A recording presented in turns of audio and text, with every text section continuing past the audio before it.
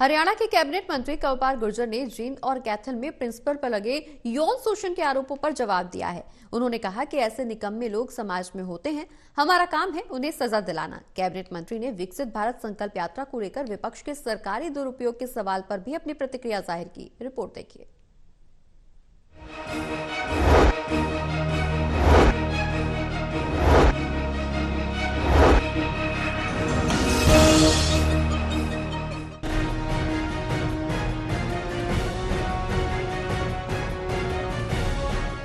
हरियाणा में इन दिनों छात्राओं से यौन शोषण के मामले को लेकर वार पलटवार का दौर चल रहा है। हाल ही में जींद के उचाना में प्रिंसिपल पर यौन शोषण के आरोप लगे थे।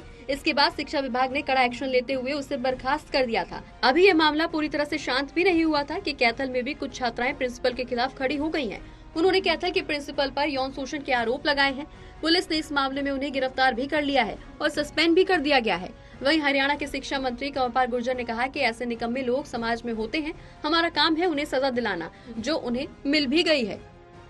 नहीं, निश्चित तौर से देखिए, कुछ ऐसे निकम्मे लोग समाज में होते हैं, क्या करें। तो हमारा तो काम ये है कि उनको कानूनी रूप से सजा देने का, और वो कानूनी रूप से सजा दे दी। वो अभी जेल में अंदर भी है और उसको टर्मिनेट भी कर दिया।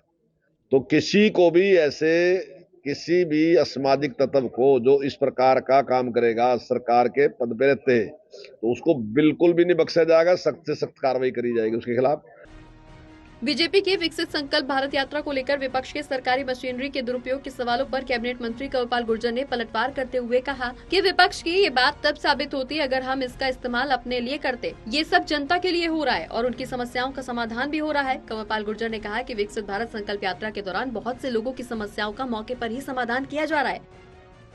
नहीं, दुरुपयोग तो तब था अगर हम अपने लिए कुछ कर लेते हैं। सरकार किसके लिए है? गरीब आदमी के लिए है सरकार। अगर सरकार स्वयं जाएगा उनकी समस्याओं का समाधान कर रही, तो मैं समझता हूं कि तो सदुपयोग है, दुरुपयोग नहीं है, सदुपयोग है। सही कि हम उनकी समस्याओं का समाधान करें। जनता में भारी उत्साह है और बड़ी संख्या में लोग वहां इकट्ठे रहे। वहीं हरियाणा विधानसभा का शीतकालीन सत्र को लेकर कंवरपाल गुर्जर ने कहा कि पहले की तरह इस बार भी शीतकालीन सत्र अच्छा होगा। मुख्यमंत्री हर सवालों का जवाब भी देंगे। उन्होंने विपक्ष पर निशाना साधते हुए कहा कि हमारी सरकार में हर विधायक को बोलने का पूरा समय दिया जाता है।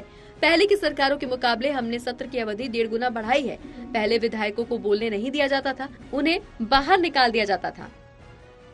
देखिए, ये तो हर सेशन की तरह इस बार भी जो भी सवाल उनके आएंगे तो वो मंत्री उसका जवाब देंगे।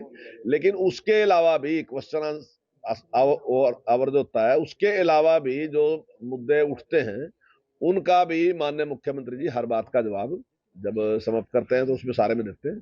और अब की बार भी उसी प्रकार से सारे सवालों का जवाब दिया जाएगा।